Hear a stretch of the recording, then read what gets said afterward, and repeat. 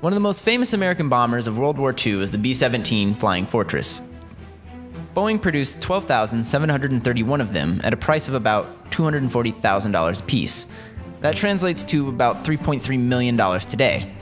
By the time of its first flight in 1935, it was the fastest heavy bomber ever built and could reach a max speed of 287 miles per hour and cruise at over 35,000 feet.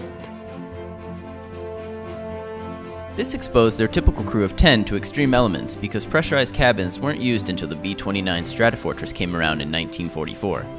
At altitude, the temperatures could reach around 40 degrees below zero. For this reason, they were outfitted with the following gear. They had an oxygen mask, so they could breathe above 10,000 feet.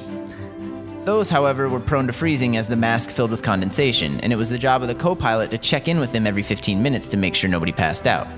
That's a true story. To keep warm, they wore something called a blue bunny, which is pretty much a blanket with electrical wires running through it.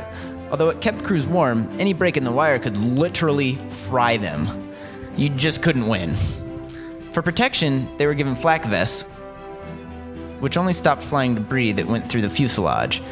But a BF-109's 20mm could cut right through them. So, in essence, they were just unstylish 40-pound vests. But more stylish were their silk scarves. They looked nice, but were incredibly useful too. As the average mission was 8 to 10 hours long, gunners had to constantly swivel their heads in every direction to check for intercepting planes. That scarf prevented them from getting chafed and blistered by the collar of their heavy, rough jackets. Now, think about this. Since B-17s were sent into some of the most hostile skies over Germany, their expected rate of return from a mission was somewhere between 25 to 33%. These boys, and I say boys because their average age was 19 to 20, were never trained in jumping out of planes though.